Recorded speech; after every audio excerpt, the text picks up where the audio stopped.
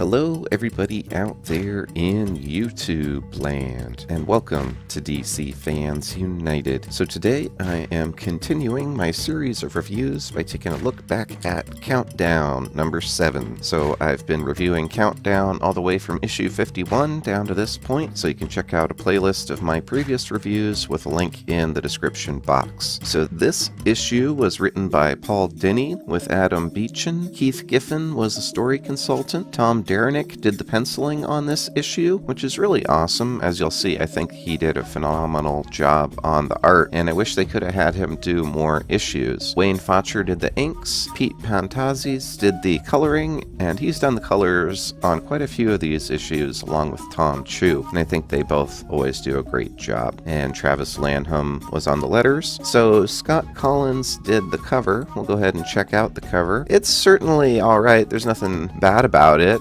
Yeah, actually I think it's pretty good. It's a little different, you know, it isn't exactly something that happens in the comic, but overall it's certainly good. It's always fun to see Superman, Batman, and Wonder Woman on a cover, and it's drawn really well and everything, so I don't really have any qualms with it. I guess it doesn't happen in the issue, so I thought that was a little strange, but overall still a pretty solid cover. Just as a work of art, it's pretty cool to look at, I think. So we'll go ahead and start off on the first page. One thing that's cool now that we're down almost to the end of Countdown is it's been much more linear. The plot points are all starting to converge, so things aren't jumping around so much. That's been kind of nice. It's been just easier to follow, and yeah, the art's been real consistent too. So what we have here is Harlequin and Holly Robinson. When they got back to Earth, they didn't have their powers anymore,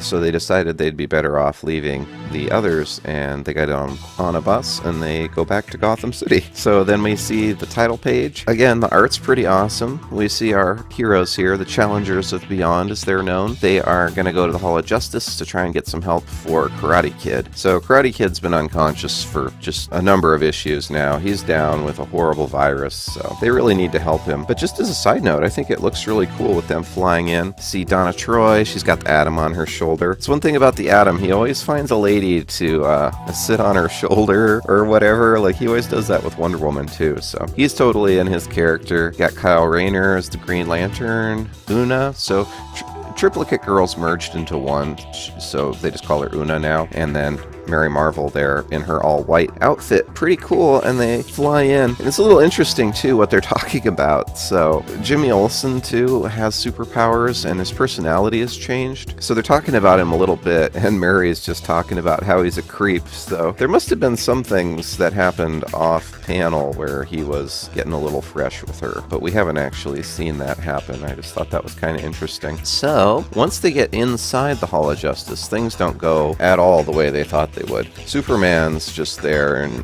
when they come in and he confronts them, and basically he's like, who are you and what do you want? And Atom's like, I've been on the Justice League, like, how do you not know who I am? And obviously there's something going on. So then Hal Jordan and, you know, the Flash Barry Allen come out, and this is some cool art too. I really like the way it's colored and how they just kind of walk through this pink wall, like, I don't even know. Oh, and it's really funny too what Barry says. He comes through and says, where's the crisis? So, DC with its crises. So anyways, they walk through, and they don't know him either. In fact, Hal says, who the hell are you, and how do you know my name? So things just aren't going at all the way they thought they would. Then suddenly Firestorm pops in. Superman doesn't know who Firestorm is either and says, great row. But since no one knows who they are, Atom decides it's time to go. So there's this big flash you see from Firestorm, and they're gone. So Superman says, they've vanished. I don't like the feel of this. Call the rest of the team. So then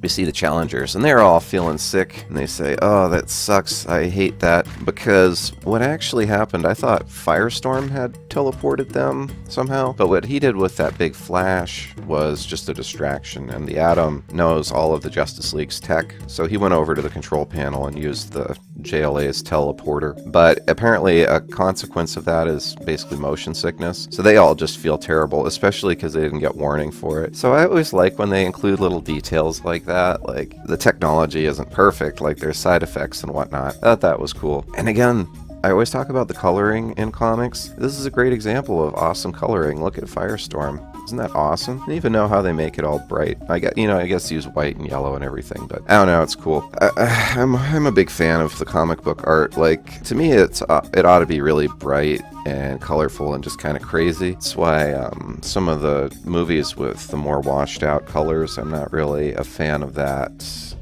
filming style. I don't think it looks comic booky, to use a cliche, I guess. But anyways, there's a little part here which I thought was a fair point, but also the way she acts is a little crazy. So Una gets real upset because, they're trying to figure out, are they on an alternate Earth? What's going on? Why doesn't the Justice League know who we are? But she says, no more talking, no more plans, Val's dying, so Karate Kid's dying. We've been carrying him around like luggage, and he's dying. We gotta do something. So I did agree with her on that, but I think she just, the way she's portrayed, she kind of overdoes it. Like, it's a bit of a cliche. It's like, the woman's being hysterical is actually what it seems like. Like, you see her pounding on Adam's chest. Well, and that was another thing. Like, I'm not sure why she would go to Adam, because in the last issue, he was like, man, we should just leave this Karate Kid on Apocalypse. I don't know why we're going to try and save him. But yeah, so his character changed too, because right from the get-go on this comic, he was wanting to save Karate Kid. Although, I suppose once they got to Earth, he figured that was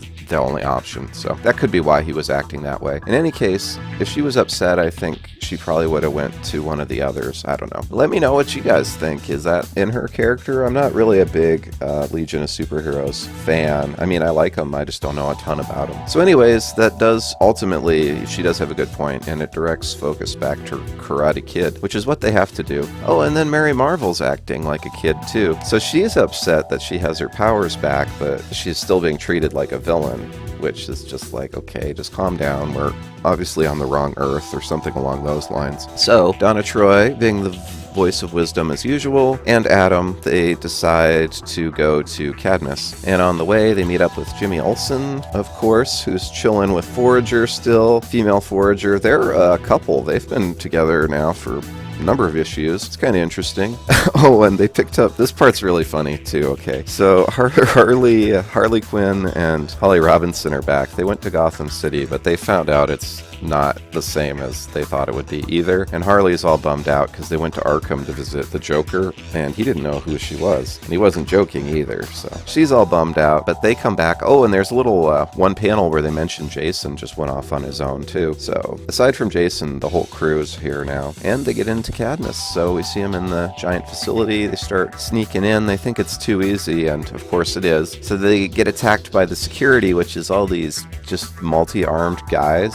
I think they each have 3 or 4 arms. So they fight them. It's really not a challenge for them. I mean, they've got Mary Marvel and Firestorm, and it's just ridiculous. Even Harley, without her powers, is jumping around, no problem. Like, any of these superpowered ones could probably take them down by themselves. But they plow through them, and then the boss of the place comes out. Dubelix, basically he talks to them, he reads their minds, so he knows that they're on the up and up right off the bat. And they ask him to help Karate Kid, but he goes over and says, I'm afraid your friend is already dead. So get that big shocker at the end, and says to be continued. So another comic book trope, leave on a cliffhanger. So is he really dead? We'll have to find out in the next issue. It looks that way, but we'll see. So there's a little bonus at the end. It's the origin of Bane. So Bane is probably my favorite Batman villain.